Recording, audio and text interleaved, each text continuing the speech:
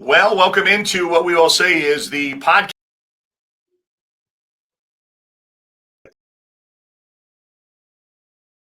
summer break, as you kind of put it.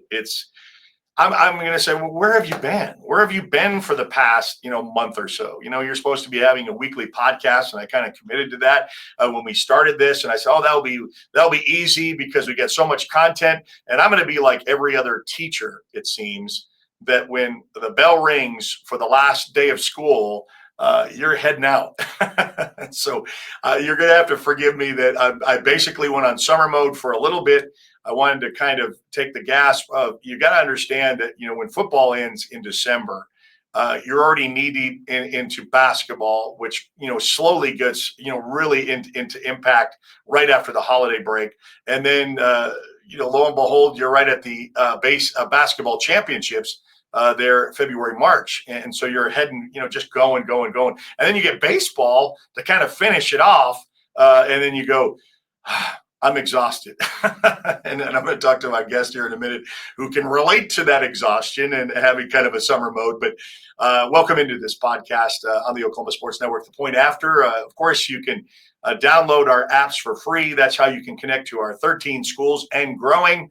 Hopefully get some other announcements that we're going to be having to be able to expand on the network, and we're so appreciative of that. So you can download us on your Apple and Android devices. Just search the Oklahoma Sports Network. Also in your home devices, if you want to watch sports live in your home, Roku, Amazon Fire, Apple TV.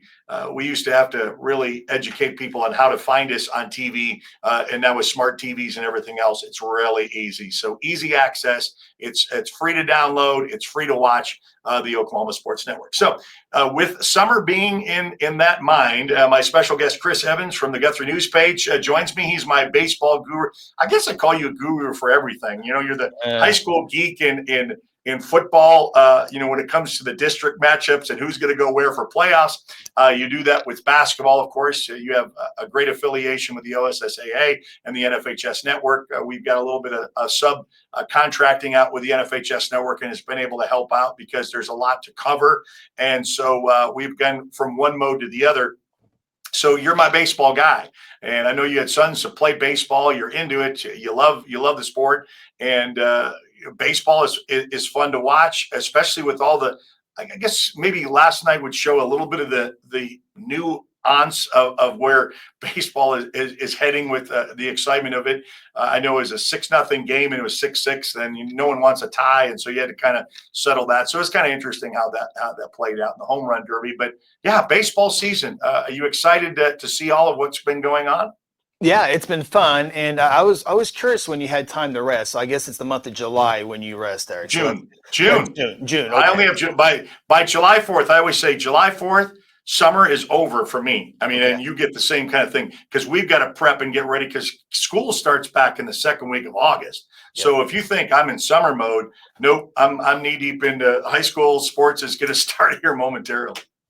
Well, I got to tell you, I got to watch a good part of the All-Star game last night, and the American League tied it up at 6-6, and I knew the announcer said this is the last pitcher for the National League. I was like, oh, okay, good. All the pitchers got in, and then they tied it up. I was like, I know they're not going to extend this game to the 10th inning, and then because I didn't know ahead of time the tiebreaker, which was a cool thing. And Kyle Schwarber, and basically three players from each team gets 3 swings.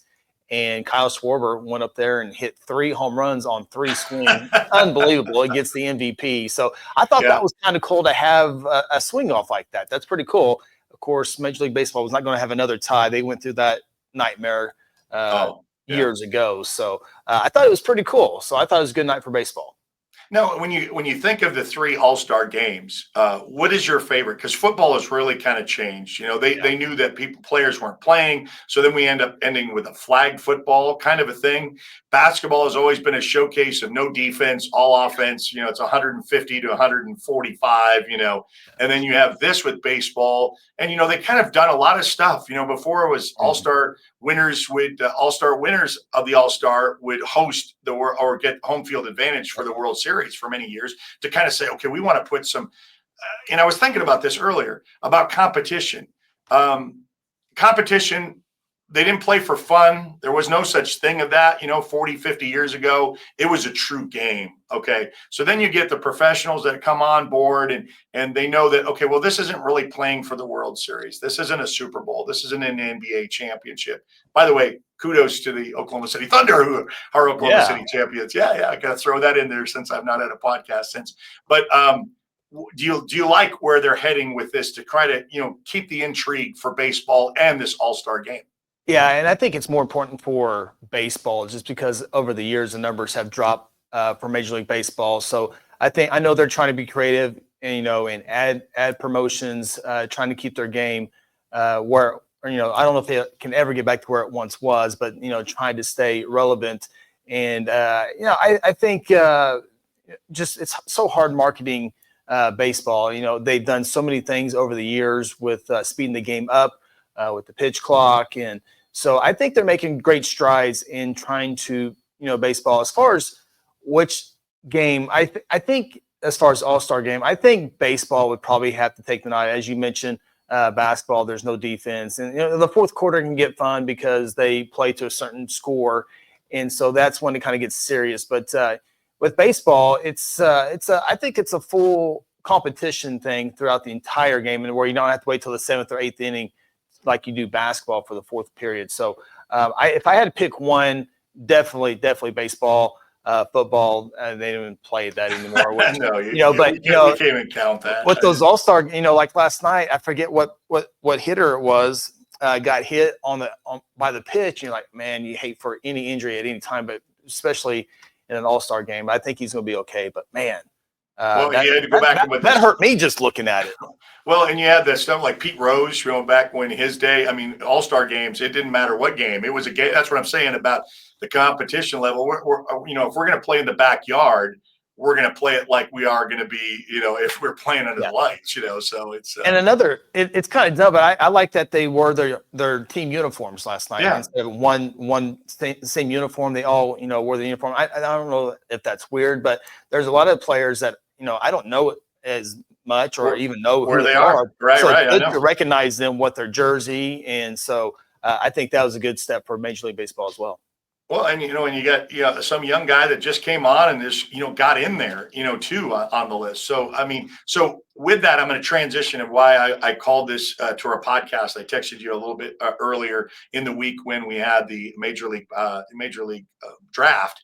And I'm going to take you back to when I was kind of helping out with the NFHS and the OSSAA's presentation of the state championship games, and we did Fort Cobb Broxton.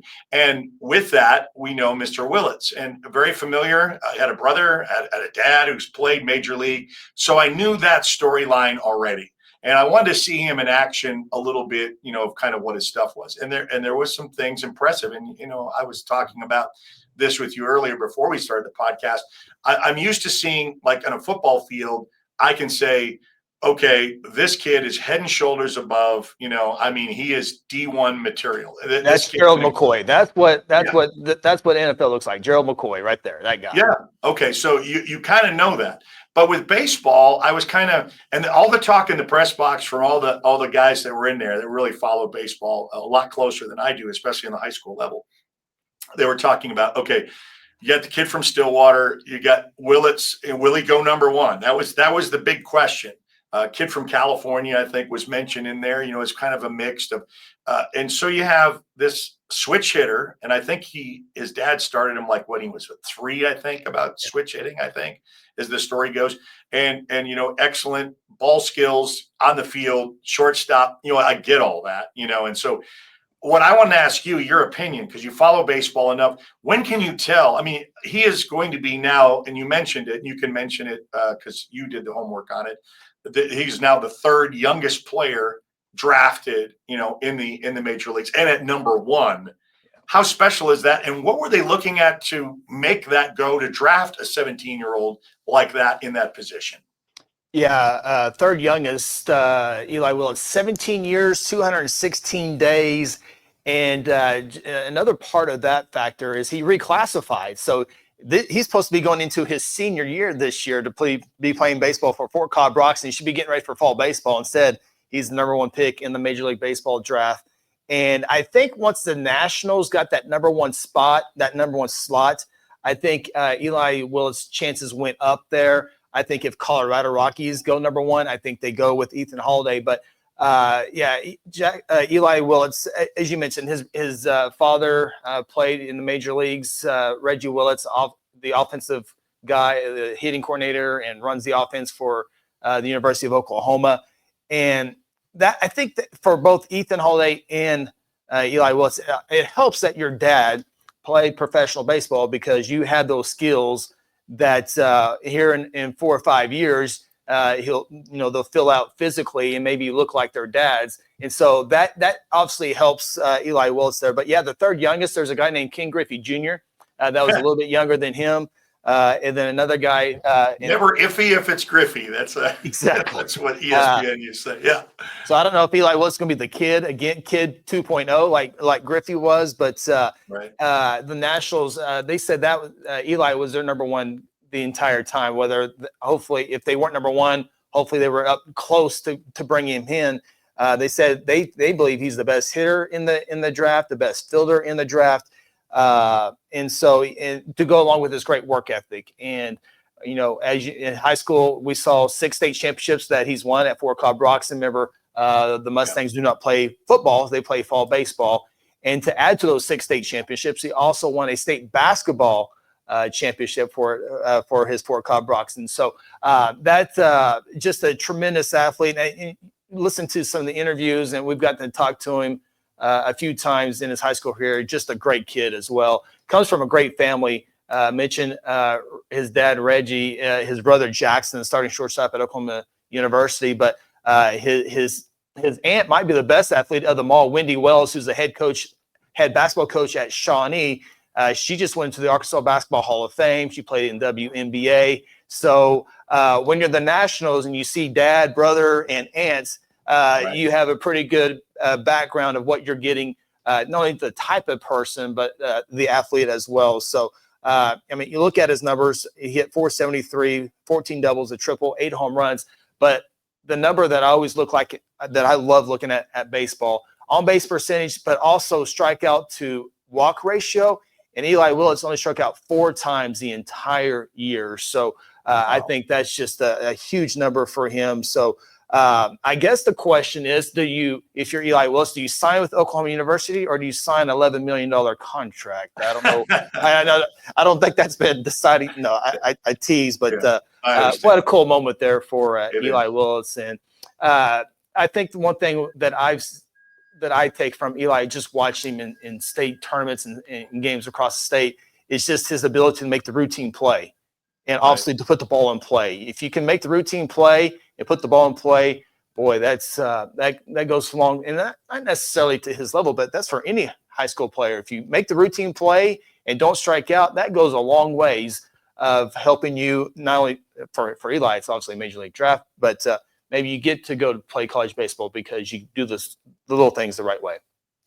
Well, and his aunt was mentioned several times in that little press box discussion. It's really nice. And I know you know what I'm talking about. When you get in the press box, there's a lot of guys representing either from newspapers or, they follow this. And so there's a lot in between pitches and in between innings. There's a lot of conversation.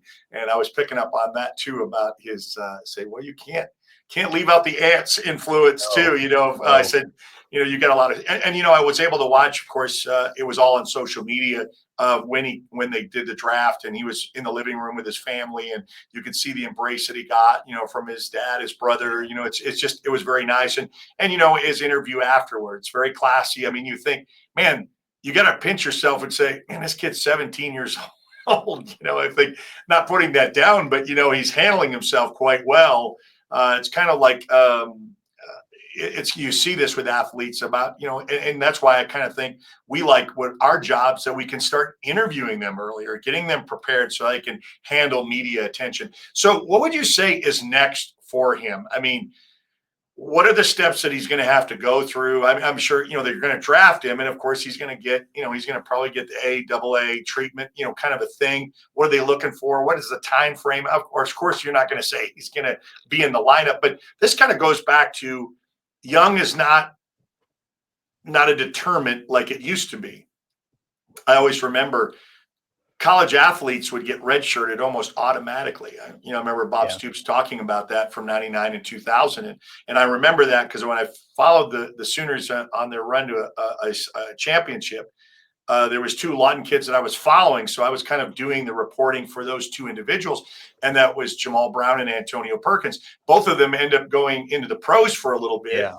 Both of them have great college careers, but they were still both redshirted because the mentality, and that wasn't too long ago. You say, well, it wasn't. It was 25 years ago. And yeah, okay, maybe it was a long time ago. That was an automatic that you were too young to perform. And now how many times we see college football and stuff, oh, this is a true freshman. He's starting at a quarterback. You know what I mean? It's like the lights aren't even as bright. This kid was in high school last year, and now he's at the biggest stage. So I think that's all been removed, and that's good. So what is his next steps now, you think? Well, being the number 1 draft pick, the good thing about that is he will, barring something crazy happen, he'll make the major leagues someday. I don't think it'll be. It might be 2 years out as he has to work his way up the farm system. But being the number 1 draft pick, you're going to get every opportunity to get to the show, whether you deserve it or not, because they invested the number 1 pick. You're probably going to get there. You look at the Washington Nationals, the last number 1 picks, Steven Strasburg and Bryce Harper, and they made it to the majors there pretty quick. I don't know the exact timeline when they made it, but they were on the express lane there. So I think they're going to take their time with Eli to get through to learn the pro system and to adjust to professional pitching. But I think he has the express lane to there. And obviously, if you're drafting in the top of the Major League Baseball draft, you're probably not a very good baseball team. So that will help him move up. But I think not only learning the game, but just physically getting ready for the next level as well is the next step for him. But it's a huge compliment for Eli this year because you look at this draft.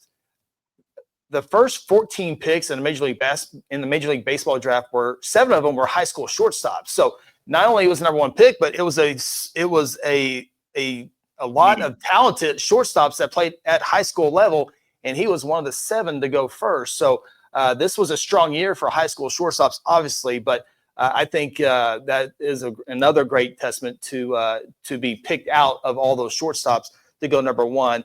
And the other thing to kind of wrap it back to high school sports, and this is not just Oklahoma, it's everywhere, but he is from Fort Cobb. His dad played at Fort Cobb. His brother played at Fort Cobb. His aunt played at Fort Cobb. And all this transfer and moving in all across the state, I'm still trying to keep up with it as the month of July is trying to catch up where everybody is playing at now. But Fort Cobb, Oklahoma, Fort Cobb, Broxton, they have to have 2 schools to form a school. So it just shows you don't have to go to Union. You don't have to go to Bixby. You don't have to go to Westmore to be seen. If you're that good, they will find you. And I always go back to Big Country at Gans, Oklahoma. Ryan Miner, my favorite all-time athlete of all time, Hammond, Oklahoma. So and now you can add Eli Willits to Fort Cobb, Broxton. So if you're good, they know where you're at. Yeah. Now, for any kind of a connection, if you really want, do you know what happened? And I didn't ask you ahead of time. Do you know where the Nationals farm clubs are, where they're located? Anywhere close? Not. Okay, I'll have to look that up. So yeah, I'm sorry to throw a zinger at you.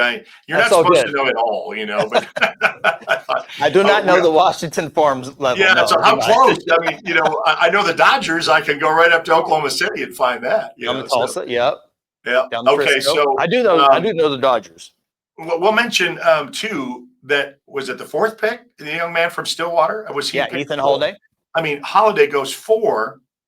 2 kids with Oklahoma connections. What does that do for high school baseball in the state of Oklahoma? Is that not awesome? Yeah, that's Oklahoma. Awesome. You look at Jackson Holiday, Ethan's brother. He was the number 1 pick just a couple of years ago in 2022. Ethan's a little bit of a different player. Ethan's kind of more like his dad. Ethan's 6'4", 210. He's played shortstop in high school, but I think as he gets more physical, more like his dad, I think I can see more of a third baseman, but we'll see how that plays out. Of course, his dad played left field. That's always an option as well, but he plays a very good shortstop. And, Ethan Holiday was the one that many people thought would be the number 1 overall draft pick. I thought Ethan would be the number 1 draft pick. But as I read more into the people who follow this draft, they said once the Nationals got that spot, they were really really want Eli Willits, which they eventually took. And then, as you mentioned a little bit earlier, the 2 college pitchers went 2 and 3, and that fell right into the hands of Colorado. Ethan was not even a year old when his dad played for the Colorado Rockies. And there's a cool photo of Ethan with I call him Binky. I don't know what other people call him. I call him Binky. At home plate and some Colorado stuff, less than a year old, just walking. So that's cool. And it would have been cool for Ethan's sake, who also has the pedigree background. I mean, dad, uncle, brother, and the Colorado Rockies. It's a safe bet to take Ethan all day because more than likely he's going to be just as good, if not better than in those. But it felt perfect for the Rockies. So I think Ethan will get every opportunity. If you're the top 4 pick, you're going to get every opportunity ever. But to go to Colorado, where Matt Holliday was loved for so long until he moved on to the St. Louis Cardinals. So I think Ethan fell into a perfect spot. I think everybody will love him from the media to the fans, just because of what his dad did there. His dad was a 7-time All-Star, and so hopefully Colorado can get a little bit better. They're bad. They both organizations, talking about the Nationals and the Rockies, have had a lot of moving parts in the front office area. But I think it's good for Ethan. I just hope they get better for his sake. And he's going to be a big part of that. If you're taking number 4, you're going to be expected to get Colorado back into their winning ways. Yeah. Yeah. Well, and that speaks to, for these families that decided to they get a little taste of it. They go to different markets, different cities. Maybe they settle down there, and they don't come back to their roots. And when they do, it's always extra special. I always tell young kids when they go off and they're in high school, they go to college, then they come back and then they want to be on the sidelines help coaching, and I always say, hats off to you, the community that kind of gave to you, you're kind of coming back and giving back. I said, I love that. It doesn't always happen like that. And, life happens. And I didn't stay where I grew up. So it wasn't like, I contributed back to my hometown. But, I do like that. I like that connection when you see that. Yeah, Matt Holliday came back and helped his brother at Oklahoma State University. I guess Ethan has decided, Ethan's an OSU commit. I guess he's got to decide to sign his multi-million-dollar contract or sign with OSU. I think we probably know the answer to that. I looked it up. I thought, there was a chance that Ethan would go number 1 to match his brother. And I think there's been 6 brothers drafted number 1 in the past. The last one that I remember was BJ Upton and what's the other brother's name? Justin Upton. I think they were drafted number 1 in like 2002 and 2005 or somewhere in that area. So that was going to be a cool storyline that I thought was going to happen, but nonetheless, only I think 6 brothers have been drafted number 1. Wow. Glad you looked that up. I geek out with that stuff. As I remember, I was in broadcasting school. There was a young man he was kind of our sports encyclopedia. It's kind of like you see this on Barstool Sports. They'll just say, "Hey, who was the last?" And he just had it all. And I said, "Man, I wished I had that memory recall." Thanks to Google now. Yeah, I'm a Google search away of finding out my answers. But hats off to those guys that lived it, breathed it, and knew that. And you have a lot of that rapport. It's just because you like it so much. In fact, your son's off going to do another baseball stint for last of summer ball. I guess you're heading on the road tomorrow, right? Yeah, heading out to Texas tomorrow for a little for some summer baseball. A lot of the 26, 27, 25 graduating classes starting to play some baseball. And it's been lucky. It's been so rainy this year that we haven't hit 100 degrees yet. We're kind of freaking out when it's 94 degrees right now. So been so lucky. I think Saturday is going to be our first, I was told. Okay. In our neck of the woods. Saturday may be our first triple-digit day of the summer, and this is past mid-July. Wow, knock on wood. How great was that, huh? You keep all that in the 580. We're happy here in the 405 with a high of 90 if we have to do it here in July. So I appreciate that. Yeah. Yeah, it's been a strange spring. Spring went into summer with the rain, and it was kind of like every other day. It was either that or flash flooding. And I know Central Texas was disastrous. And Yeah. just recently, Edmond and Oklahoma City area, got flash flooding. Just a couple of days ago. And but now that they say the heat has got a stranglehold, it's going to stay here. And I looked at little peak next week, and I said, okay, now that's the July and August I remember Oklahoma's to be.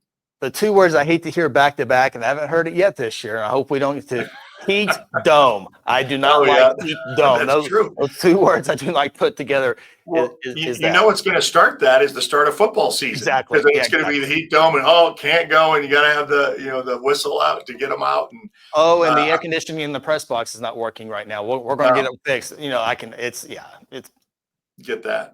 Well, I appreciate that. Well, enjoy the rest of your summer stuff. I'm going to invite you back when we get close to starting all the mayhem again, because it will be exciting, because there's going to be a lot to talk about. And I have not done my homework to see. I've seen a little bit on social media about transfers of who's going here now, and they're going to be at this team now, and so that's intriguing. Your eyebrows go up a little bit. So I keep some tabs on that, because once it officially starts, and then before we know it's going to be December, and then before we know it's going to be March, with all the state championships. So even though it's so busy and stuff, but don't you still enjoy it though? That's why we do it. I mean, I know it's busy, and I know it can get really hectic at times, but you sit back, like when I was out in June, and I said, man, that was a good year. And we had representation on our network of a couple of state championships, state runner-up in basketball. So, it was fun to capture those moments, and those kids will remember those times forever. And so, and then, and I get to sit in to produce Fort Cobb Broxton game that, hey, this kid that you're watching is going to be drafted number 1 in the MLB. And you go, I was there, I know there's that website. I was at the game, and so I always appreciate that, because it just brings back all those memories, and why we follow high school football and sports like we do. I always tell you, and I'm repeating myself, I'm sure, but the Sam Bradford story, he was playing for Putnam City North, and he was coming down. He was, going to go to OU, and he was playing Lawton High, and I was covering the game, and I think he threw 3 interceptions that game, and he just really looked horrible. And I said, man, what is OU thinking? Maybe they need to look at one of our corners or safeties, and he just had a bad night. And of course, you can't judge one night for a whole thing, but I said, man. And then, of course, he's the Heisman Trophy winner, and then he goes on to the NFL. And I said, well, who am I to pick future Heisman Trophy winners? Because I can't do it on the spot with one game. But you were there to experience those things, and you take those back as great memories. So I love it.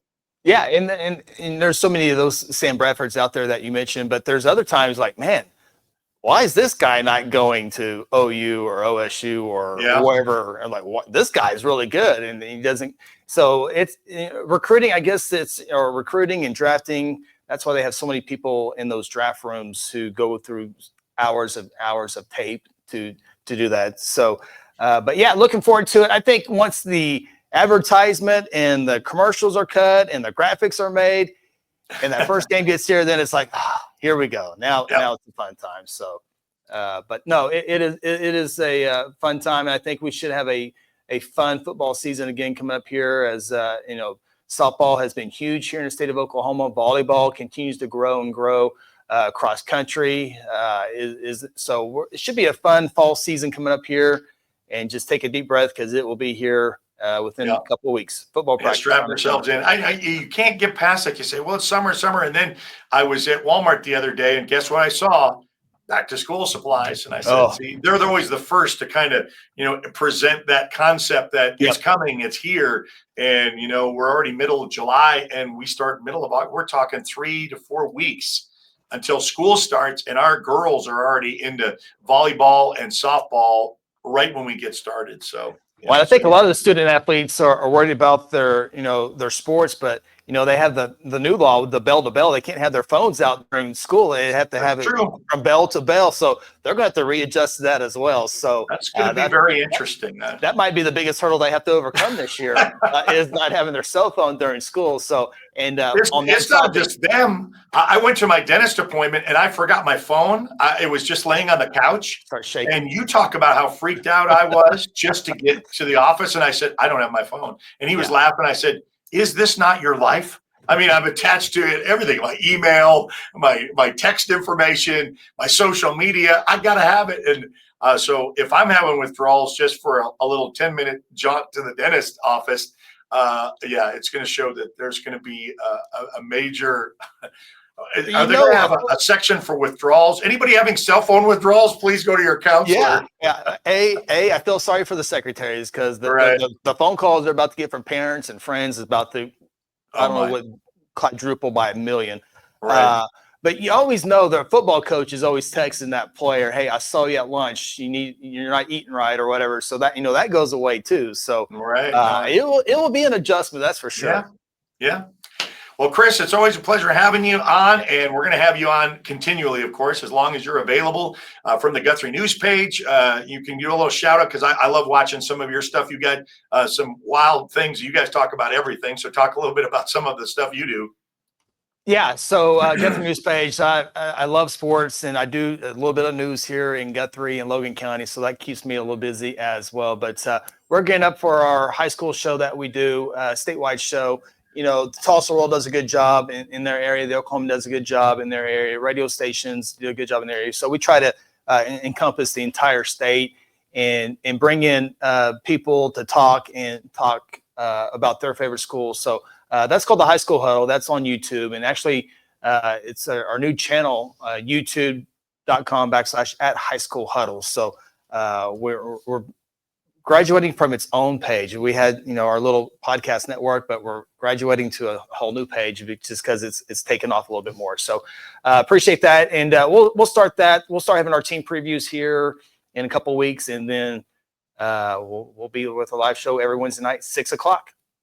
All right. Sounds great. All right. So we'll be in touch with you as well. And Chris Evans from the Guthrie News page. We'll talk to you very, very soon. Thanks, Eric. Thanks for having me. All right, so that will conclude this. Kind of talked about baseball, the boys of summer, and that's going to be concluding here, high school wise. And now, there'll be fall ball and stuff like that. They'll get started, but we'll be into high school sports before you know it. So that's been this edition of this podcast. I want to thank Cameron University for them supplying this room for the podcast room at Cameron University, and that's where our seat is in the building where our offices are located. And you can download us for free on Apple and Android devices by searching the Oklahoma Sports Network. Find us on Roku, Amazon Fire, and Apple TV. Also subscribe to our YouTube channel, which some of you are watching this podcast on our YouTube as well. For Chris Evans, this is Eric Sherem bidding you a pleasant.